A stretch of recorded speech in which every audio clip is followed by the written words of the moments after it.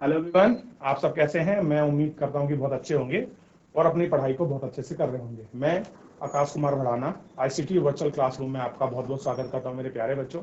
जैसा आपको पता है 7th क्लास है और 7th क्लास में हम लोग हैं मेरे प्यारे बच्चों। हम लोग देख रहे हैं सामाजिक एवं राजनीतिक जीवन, जो हमारे सेकंड बुक है उसमें, और उसी का हम चैप्टर नंबर 2 पढ़ रहे थे। चैप्टर नंबर 2, जैसा आपको पता है कि स्वास्थ्य में क्या है आपका बच्चों, ध्यान दीजिए है। चैप्टर क्या था हमारा कि स्वास्थ्य जो है उसमें राज्य सरकार की क्या भूमिका है, इसके विषय पर हम लोग जो है आपका बात कर रहे थे और इसी को हमने देखा कि स्वास्थ्य में सरकार की भूमिका। क्लियर है?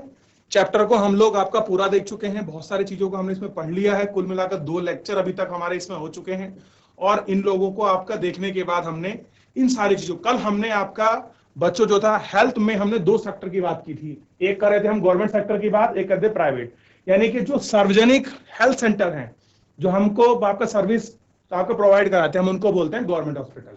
और हम एक था आपका निजी जो आपके प्राइवेट थे। अब आपको पता है कि ये कहानी हमने पढ़ी थी और उस कहानी के माध्यम से हमने जानने की कोशिश की थी कि कैसे सरकारी अस्पताल में लंबी लाइन और घंटों इंतजार करने के बाद हमारा नंबर आता है, वहीं निजी अस्पताल में क्या होता है, बहुत जल्दी नंबर आता है। और क्या होता है, वहां जो फीस है वो चार्ज है निजी अस्पताल में ज्यादा लगता है तुलनात्मक रूप से आपका सरकारी अस्पताल में।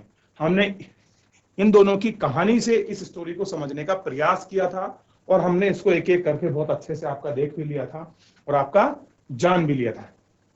बच्चों क्लियर है? तो सबसे पहले ये बताइए, कल जितना हमने पढ़ा था उसमें से किसी का कोई आपका डाउट, कोई चीज आपको पूछनी है, किसी प्रकार का कोई कमेंट, कोई भी ऐसी चीज है आप मुझसे पूछ सकते हैं जो आपको समझ ना आई हो मेरे प्यारे बच्चों। ठीक है? नहीं तो हम लोग बढ़ते हैं फिर आगे की तरफ। तो हम लोग जो है सार्वजनिक स्वास्थ्य पर हम लोग बात कर चुके थे, इसी के विषय हम लोग देख चुके थे।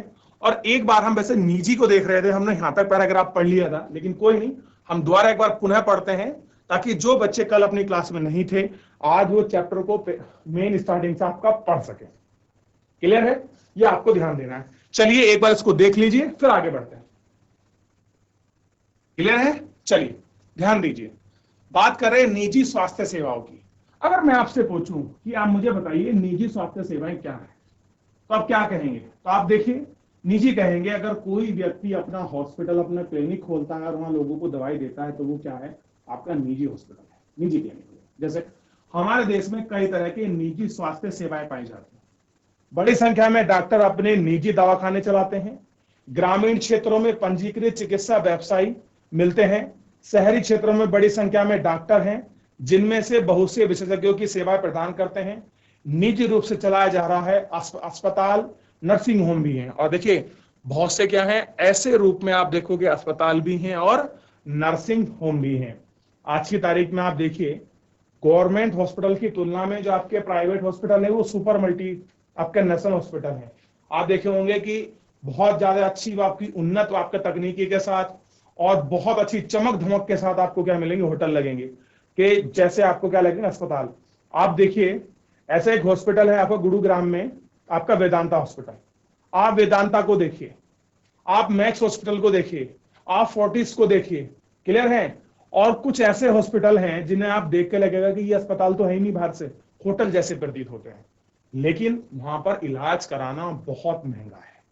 क्यों महंगा है? क्योंकि वो चीज इस सब में आपका सर्वे चार्ज के रूप में ऐड कर बड़ा कॉस्टली हो जाता है। आम आदमी जो गरीब है, असहाय है, जिसकी आर्थिक स्थिति अच्छी नहीं है, वो अपना इलाज कहां से कराएगा? तो उसके लिए हमारे सरकार ने बहुत सारे अच्छे प्रयास किए। जैसे एम्स हॉस्पिटल खुले हैं, आपके प्राथमिक जो आपके स्वास्थ्य केंद्र उनको खोला है, फिर आपके जिला चिकित्सालय है वो खोला गया है। और ऐसे हमने बहुत सारे अनुसंधान खोल रखे हैं जहां पर क्या होता है कि हम लोगों का इलाज करते हैं। क्लियर है? और बहुत सारे डीम यूनिवर्सिटी भी बन रही हैं। चलिए अब देखिए इसमें क्या है, और यहाँ काफी प्रयोगशालाएं हैं। अब यहाँ कैसे हैं, आपकी लेबोरेटरी भी हैं। अब देखिए आपको कुछ भी कराना है निजी हॉस्पिटल में, आपको आपका टेस्ट तुरंत हो जाएगा। आप जाइए, आपका अल्ट्रासाउंड कराना है, आपको सीटी स्कैन कराना है, आपको एमआरआई कराना है, आपको फंक्शनल एमआरआई कराना है, कुछ भी कराना है तुरंत करके आपको दे देंगे। लेकिन सरकारी अस्पताल में आज दीजिए 3 दिन के बाद आपको रिपोर्ट मिलेगी, जबकि वहां कुछ घंटों प्रतीक्षा करने के बाद ही आपको मिल जाता है।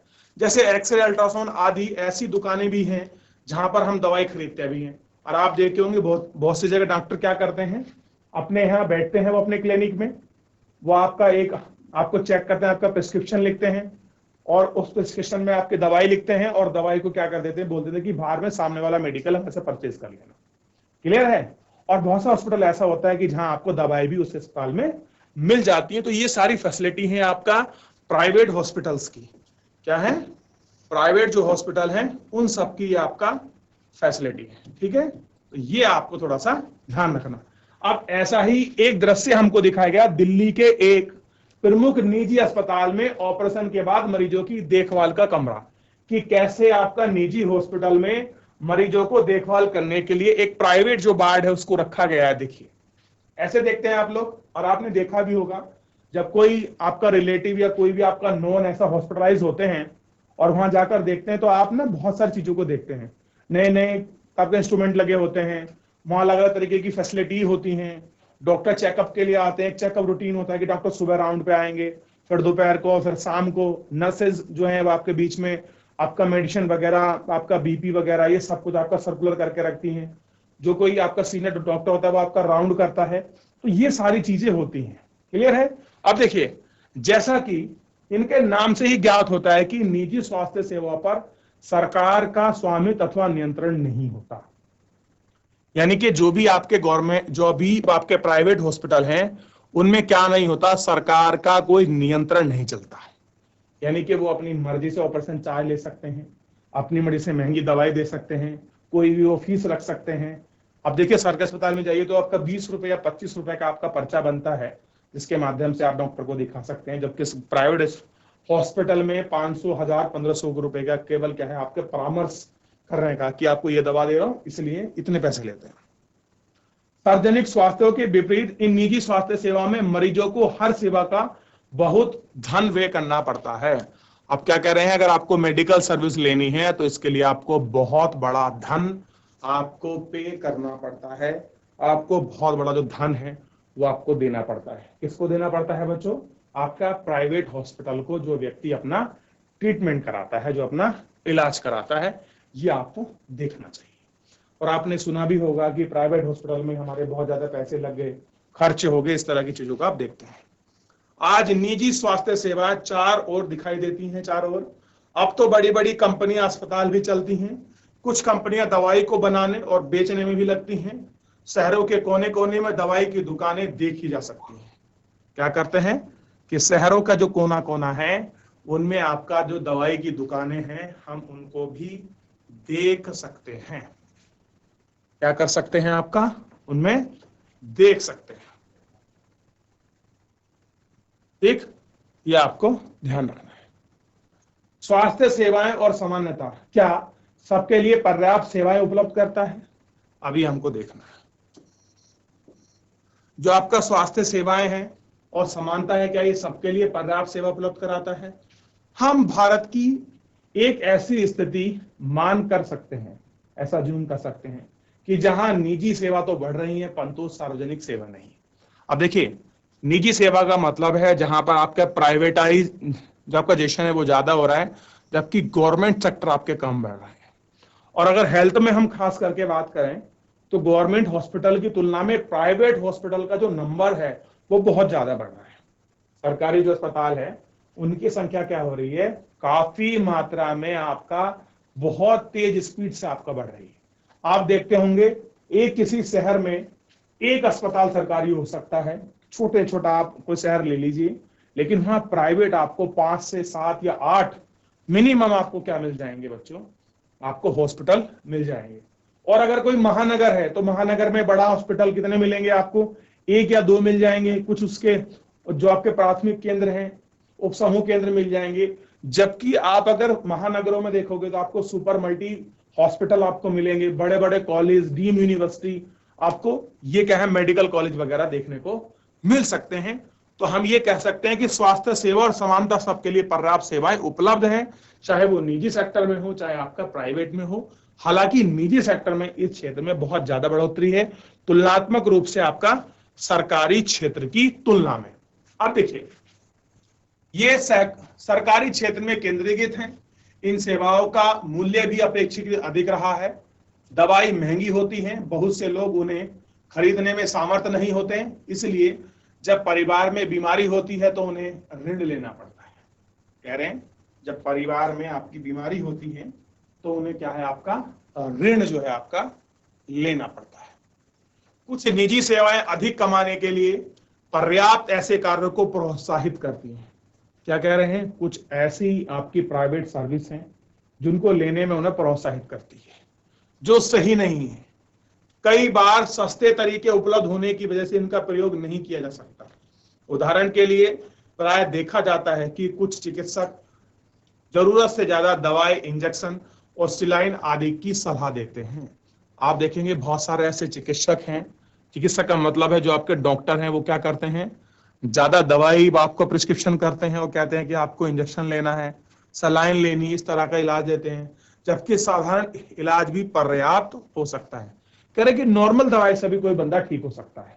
एग्जाम्पल देखिए, आपको बुखार आ जाता है आज, ऐसे मान लीजिए बहुत छोटा सा आपको फीवर हो गया, आप किसी गवर्नमेंट हॉस्पिटल में जाएंगे तो गवर्नमेंट हॉस्पिटल वाला क्या करेगा, सबसे पहले आपको दवाई देगा कि मैं आपको 3 या 5 दिन की दवाई दे रहा हूं, आप इस दवा को खाइए और ये आपका प्रिकॉशन है, आपको ये चीजें नहीं खानी, इन चीजों को ज्यादा लेना है, ये दवाई खा लीजिए और उसके बाद 3 दिन के बाद अगर बुखार नहीं उतरता है तो हम आपके टेस्ट कराएंगे। तो ये तो है आपका सरकारी हॉस्पिटल का जो आपका पैटर्न है। अब यही चीज आपका प्राइवेट में पहुंच जाएगी।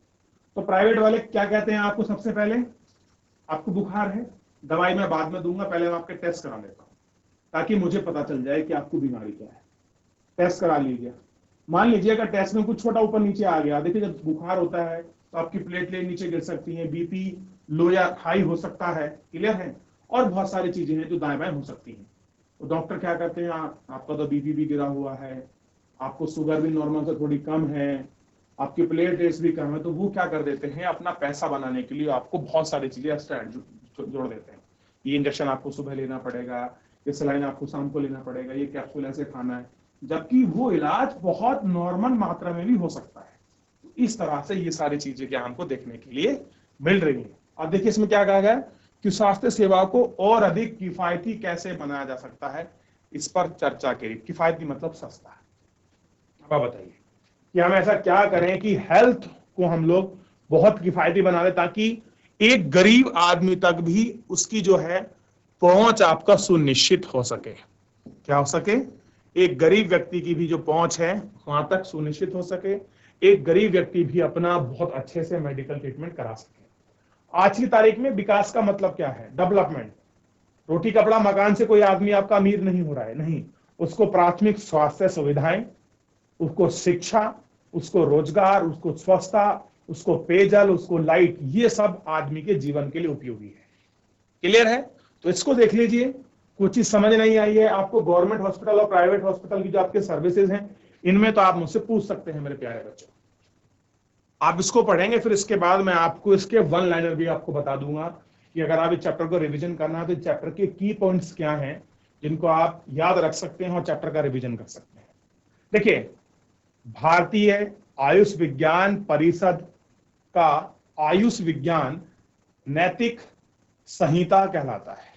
जहां तक संभव हो, यानी कि जितना पॉसिबल हो सके, प्रत्येक चिकित्सक को औषधियों में जेनरिक नाम का उपचार पर्ची पे लिखना चाहिए। क्या है जेनरिक? आपका मेडिसिन, आपने नाम भी सुना होगा। जेनरिक दवाइयां होती हैं, मैं आपको बताऊंगा होती कैसे जेनरिक दवाइयां। इनके उपचार पर्चे पे लिखना चाहिए और सुनिश्चित करना चाहिए कि उपयुक्त और उपाय रूप हो, यानी कि आप इनको ऐसा करें कि ये इनके लिए सही है।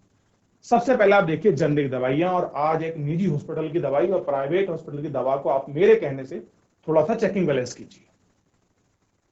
आप किसी निजी हॉस्पिटल गए, आपने दवाई ली, तो वहां से आपको दवाई मिलेगी, जो भी आपका रैपर होगा, उस रैपर में आप देखना चाहे गोली छोटी हो या बड़ी हो, 95% या 90% आपको सबका गोलियों का सेम कलर मिलेगा, वो है व्हाइट कलर।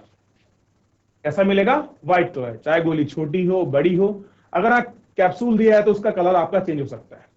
जबकि अगर आप गवर्नमेंट हॉस्पिटल से आप दवाई लेके आओगे तो वहां आपको जेनरिक दवाई मिलेगी। जेनरिक कैसे? आप देखेंगे नीली, पीली, लाल, काली, सफेद जैसी आपको दवाई मिलेगी।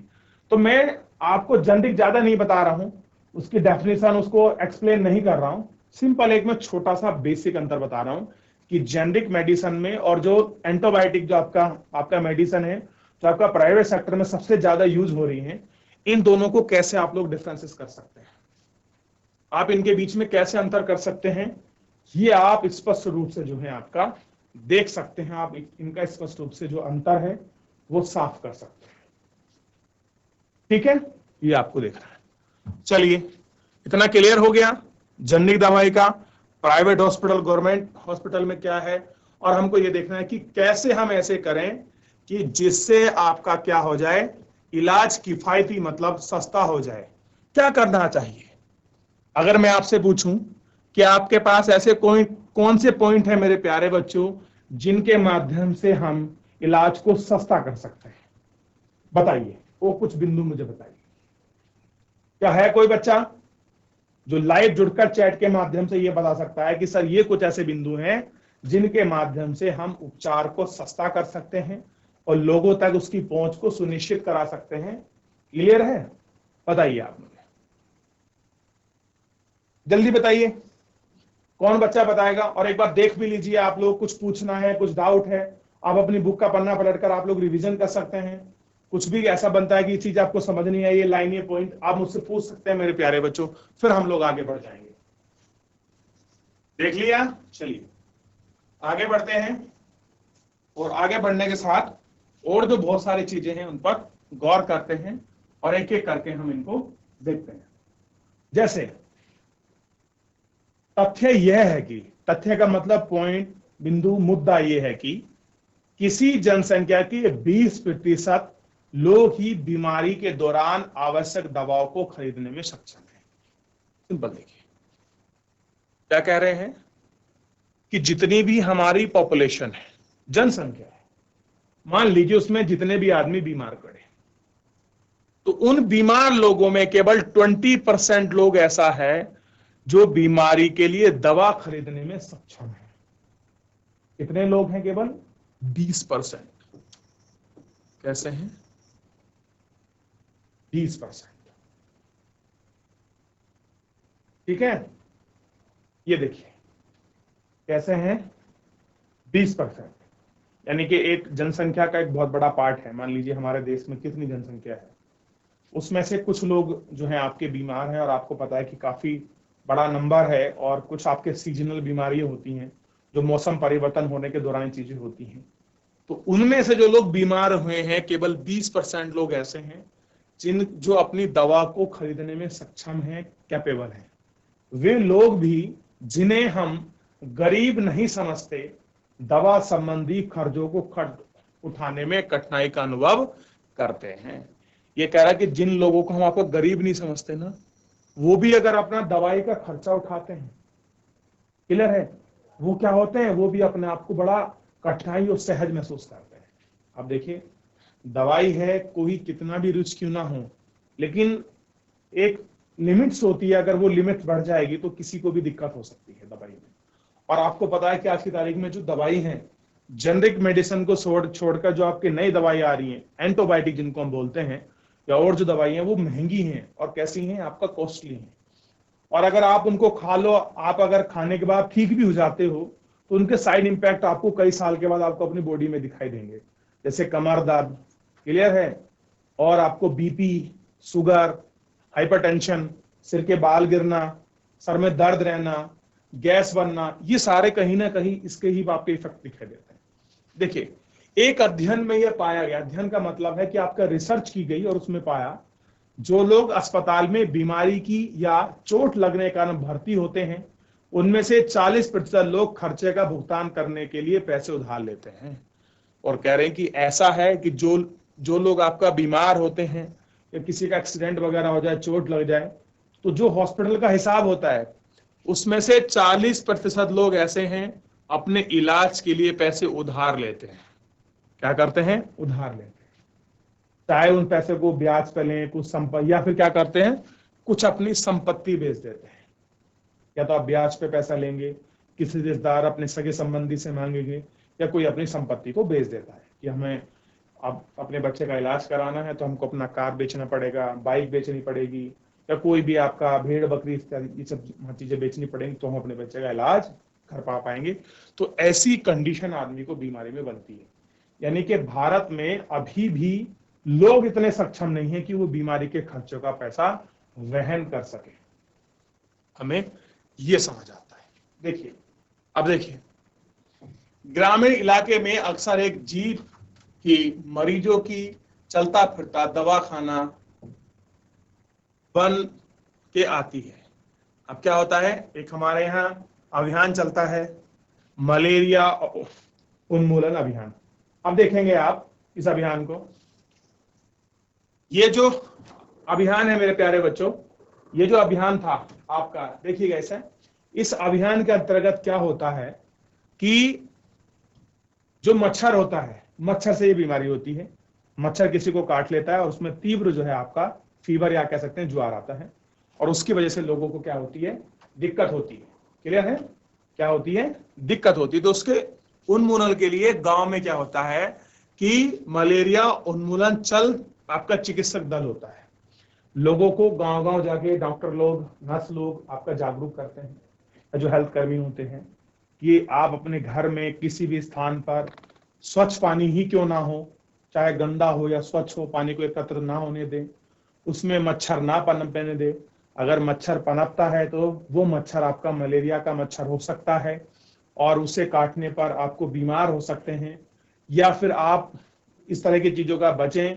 और लोगों को कहता है कि अगर किसी को इस प्रकार की कोई दिक्कत हो रही है, कुछ सिम्टम बताते हैं वो, तो उनके लिए हम लोग दवाई लेके आए हैं, वो उसका नाम लिखते हैं, उनको दवाई देते हैं और फिर 1 हफ्ते के बाद वो फिर वापस आते हैं।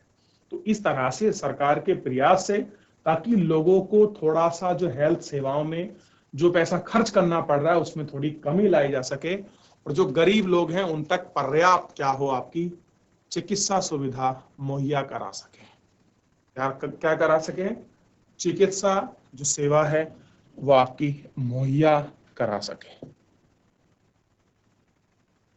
गरीब लोगों के लिए परिवार में ही हर बीमारी चिंता और मुसीबत का कारण बनती है। क्या बनती है, चिंता और मुसीबत का कारण बनती है। इसमें भी बड़ी बात यह है कि ऐसी स्थितियां बार बार आती हैं। गरीब लोग पहले ही पोषण की कमी का शिकार होते हैं। ये परिवार उतना भोजन नहीं खाते जितना इन्हें चाहिए।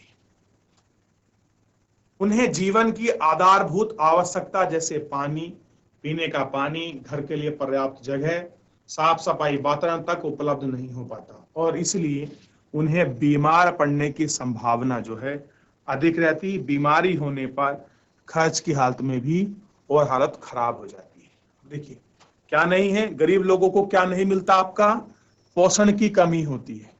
और यही पोषण की कमी है कि जितना उनको पर्याप्त खाना चाहिए, जितने न्यूट्रिशन चाहिए, उनको नहीं मिलता। यानी कि बेसिक इंफ्रास्ट्रक्चर जो चाहिए लाइफ के लिए, यानी कि पीने का स्वच्छ पानी घर तक नहीं मिलता और साफ वातावरण नहीं मिलता। आप कहेंगे ऐसा तो है नहीं, ऐसा तो होता है। तो आप झुग्गी झोपड़ी में रहने वाले लोगों को देखिए, इस तरह से अपनी पन्नी झुग्गी बनाकर अपना जीवन जीते हैं। उनके पास पड़ोस का एरिया देखिए कितना स्लम भरा गंदा होता है। पानी देखिए वो कैसे पीते हैं, हफ्ते में 1 बार पानी आता, कहीं 2 बार, कहीं रोज भी आता होगा। तो इस तरह का जीवन जी रहे हैं। तो क्या बताइए, ऐसा गरीब व्यक्ति अगर आपका बीमार होगा, क्या पर्याप्त इलाज करा पाएगा अपने लिए? बताइए आप मुझे। ऐसे एग्जाम्पल दिखाया है, एक गर्भवती औरत को एक योग्य डॉक्टर को दिखाने के लिए कई किलोमीटर पैदल चलना पड़ता है। क्या करना पड़ता है, कई किलोमीटर पैदल जाना पड़ता है।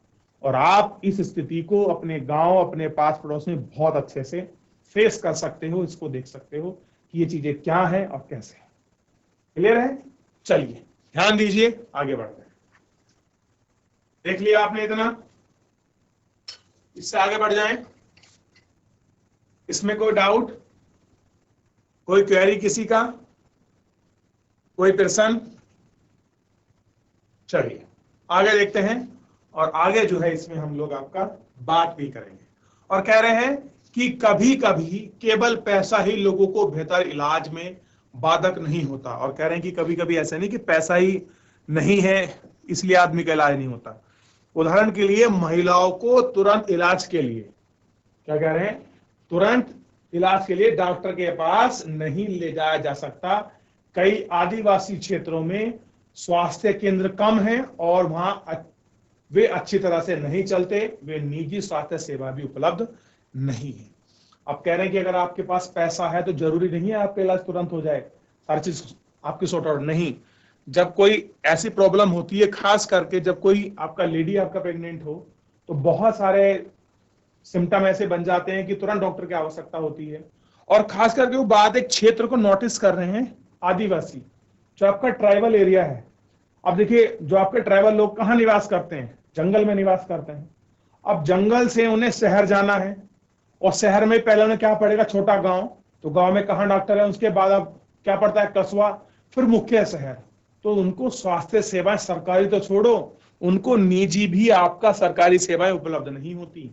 ऐसी हालत है हमारे ट्राइबल एरियाज में।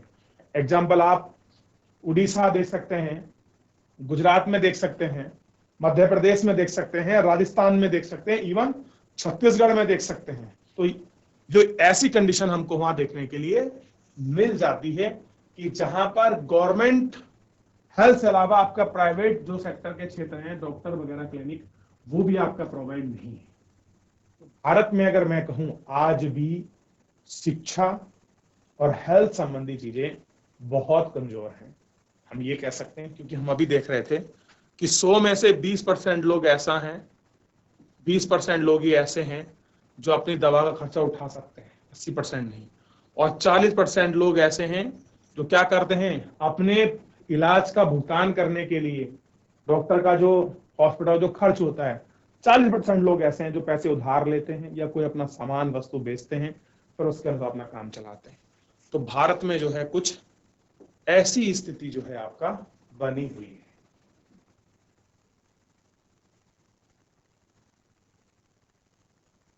देख लिया आप लोगों ने? चलिए, कुछ पूछना है? अभी जितना पढ़ा है इसमें कुछ पूछना हो, कुछ भी आपका डाउट हो, निजी हॉस्पिटल, आपका प्राइवेट हॉस्पिटल, जेनरिक, इस तरह से कुछ भी, तो आप मुझसे पूछ सकते हैं मेरे प्यारे बच्चों। क्लियर हुआ? इतना समझ आया? अब आगे देखते हैं क्या किया जा सकता है। अब हम कह रहे हैं कि हम क्या कर सकते हैं इसमें। तो इसमें कोई संदेह नहीं है। संदेह का सिंपल मतलब है कि इसमें कोई शक नहीं कर सकता कि हमारे देश में लोगों के स्वास्थ्य की दिशा में अच्छा नहीं है। तो ये बात सच है कि हमारे हेल्थ की दिशा में जो काम है वो, मेरे प्यारे बच्चों, इतना जो है वो अच्छा आपका नहीं है। यह सरकार का उत्तरदायित्व है, यानी कि सरकार की रिस्पॉन्सिबिलिटी है और उसकी जिम्मेदारी है कि वह अपने सब नागरिकों को, विशेषकर गरीब और सुविधाहीन को गुणवत्तात्मक स्वास्थ्य सेवा प्रदान करे। क्या करे? विशेषकर जो लोग गरीब हैं, जिनके पास सुविधा नहीं है, बेसिक चीजें नहीं है, उनको क्वालिटी पूर्ण क्या करें, और ये सारी चीजें उनको प्रोवाइड कराएं। उनकी सामाजिक स्थिति पर निर्भर है कि उतना ही स्वास्थ्य सेवा के ऊपर भी। इसलिए लोगों के स्वास्थ्य की दशा सुधारने के लिए दोनों पक्षों पर कार्य करना आवश्यक है। क्या कह रहे हैं? जो दोनों पक्ष हैं उन पर कार्य करना आवश्यक है। ऐसा करना संभव है। अगले पृष्ठ पर दिए गए उदाहरण को देखें, और जो अगला पृष्ठ है उसके एग्जाम्पल को देख लीजिए, और उसी पर ये सारी चीजें जो है आपकी होंगी, और हम उनको सुटेबल रूप से देखते हैं। सतत विकास लक्ष्य 3 क्लियर है? एक आप लोग अगर इसका पढ़ोगे, हमारे पास कुछ आपको सतत विकास लक्ष्य है, उसमें देख सकते हैं कि खुशहाली और स्वास्थ्य सेवा को हमने कैसे आपका जो है इसमें चिन्हित जो है आपका किया है। अब हमारे पास केरल का अनुभव बचा है इसमें, और कोस्टा रिका का जो आपका तरीका है वो, फिर उसका चैप्टर हमारा समाप्त है। और कल हम लोग क्या करेंगे, हम इसके जो सारे और बचे शेष आपके क्वेश्चन आंसर हैं, कुछ वर्णन नोट्स मेरे को लिखाने हैं, उनको हम देख लेंगे। तो मेरे प्यारे बच्चों, फिलहाल जो है आज के लिए इतना ही। मैं उम्मीद करता हूं कि मेरे प्यारे बच्चों को हेल्थ से सेवा संबंधित जो आपको चैप्टर पढ़ाया जा रहा है, आई होप कि आपको समझ आ रहा है और आप घर पर जाकर इसका रिवीजन कर रहे हैं। और कोई भी अगर आपका डाउट हो तो मेरे प्यारे बच्चों, आप मुझसे लाइव जुड़कर चैट के माध्यम से अपनी क्वेरी, अपने प्रश्न का आप मुझसे पूछ सकते हैं। कोई भी स्कूल का कोई भी बच्चा। आज के लिए इतना ही, मिलते हैं नेक्स्ट लेक्चर में। धन्यवाद।